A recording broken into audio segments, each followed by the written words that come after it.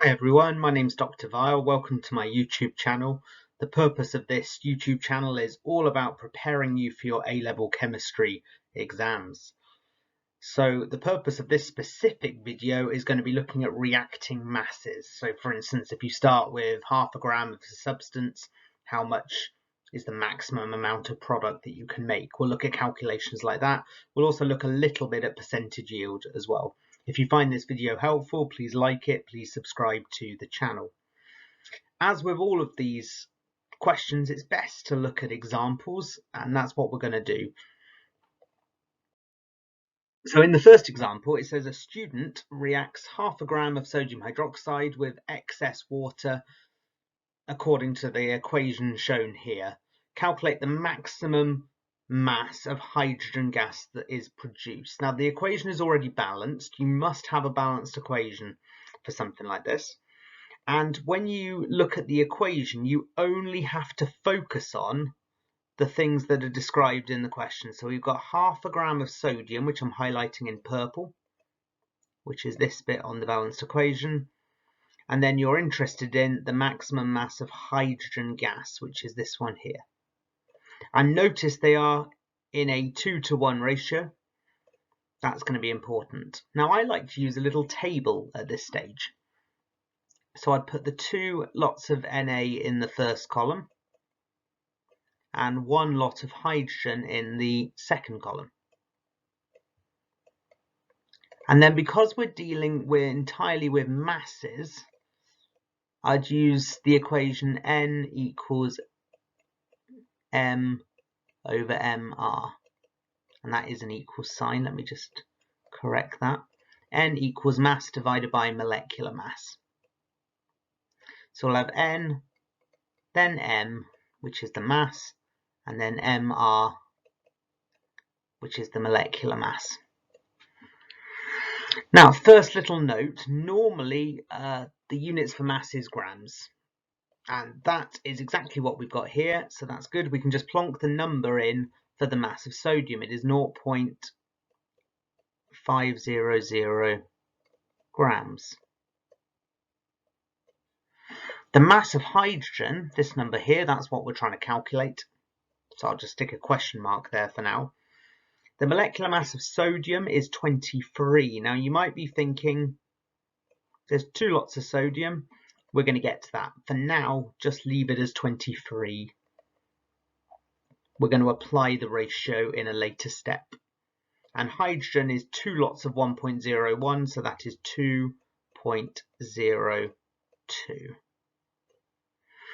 Okay, so if you know the mass and the molecular mass, to calculate the moles, it's just mass divided by molecular mass, so it's going to be 0.5 divided by 23. I'm just going to leave that as it is for now. And then to calculate the moles of the hydrogen, this is where we apply the ratio.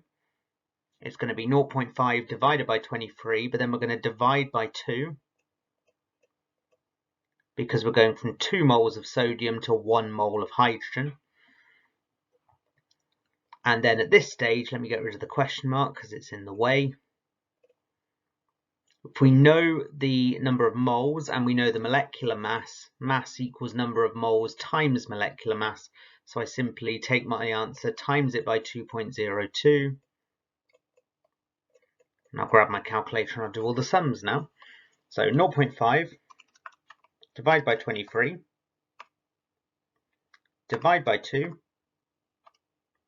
then times 2.02.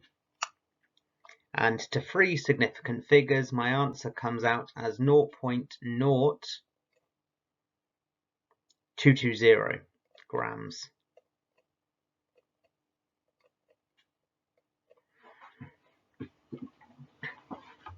Okay, so that's the first question. It's quite a helpful way of doing it, the table. You don't have to use the table. This is just a way of laying it out, but the method that you'd follow through is exactly the same.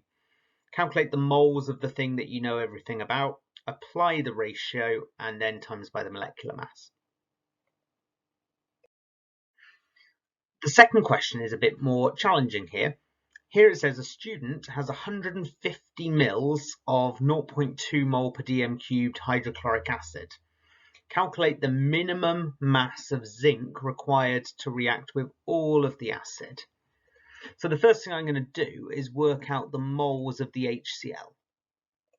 And the formula I use when the volume is in milliliters is N equals C times V divide by 1,000. And the reason I'm dividing by 1,000 is because the volume is in milliliters and the concentration is in moles per decimeter cubed, which means moles per litre.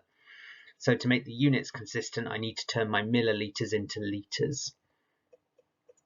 So the concentration is 0.2.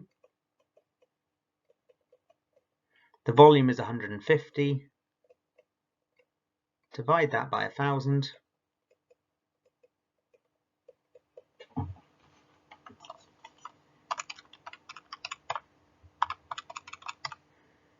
And that's 0.03 moles.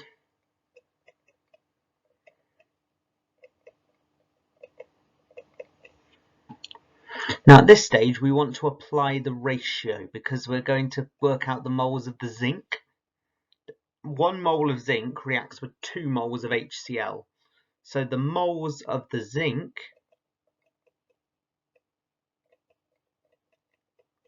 is 0.03 divided by 2.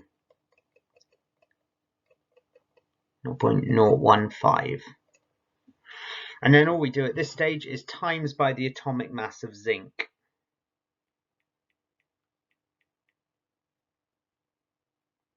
Which I believe is 65.4.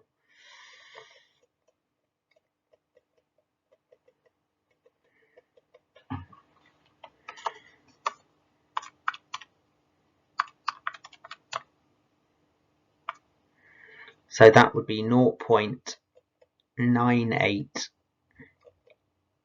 grams.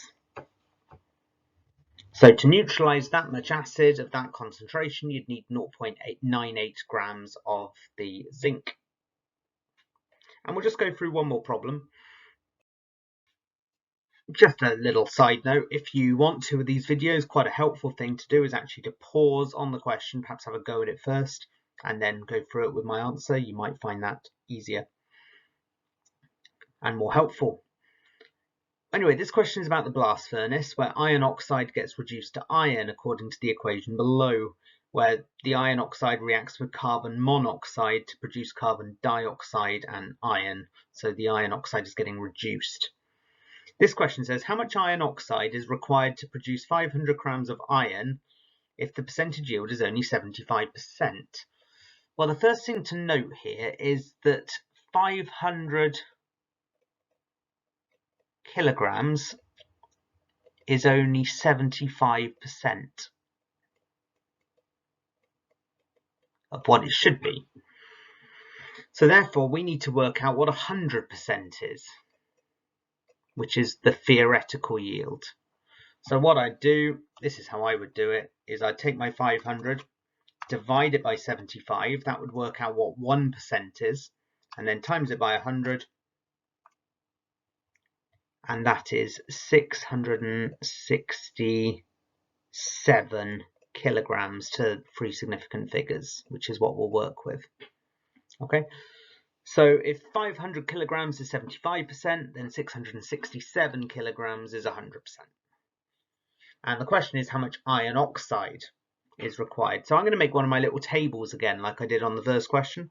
So we are interested in the Fe2O3 and the 2 lots of Fe. So in my table, let's have N for moles, M for mass, and Mr for molecular mass. And then we'll have the Fe2O3 here, and 2 lots of Fe here. And then at this stage, we'll plug in as much of the numbers as we can and then get cracking. So the mass here is 667 kilograms. Now you might be thinking, why have you not put it into grams? Good question. It should be in grams, but what's the point, really? If we're going to just give our answer in kilograms, let's just leave everything in kilograms and our answer will come out in kilograms.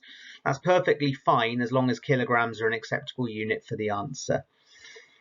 So I'm just going to leave it in kilograms and remember that my answer will come out in kilograms. So the molecular mass of iron is 55.8. Remember, for now I am ignoring that big 2. And the molecular mass of iron oxide is 159.6. I am making an assumption in this video that you know how to calculate molecular masses. If you're not confident with that, you'd need to brush up on that. Maybe I'll stick a video on about that at some point as well. Okay, so now to calculate the moles of the iron, you do 667 divided by the 55.8.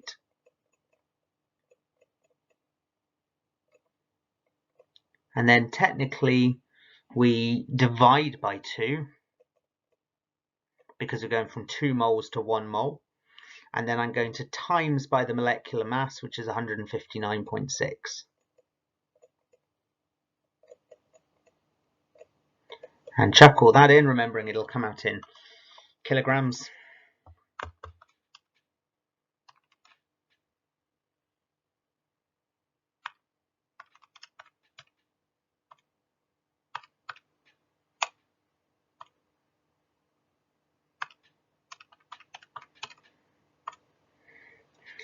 And to the nearest whole number, that comes out as 954 kilograms.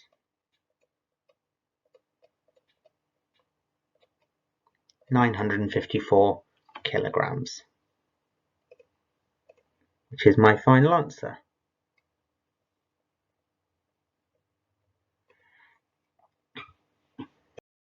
Well, thank you for taking the time to watch the video. I hope that was helpful. If it is, just remember to like and subscribe, and I'll see you on the next video.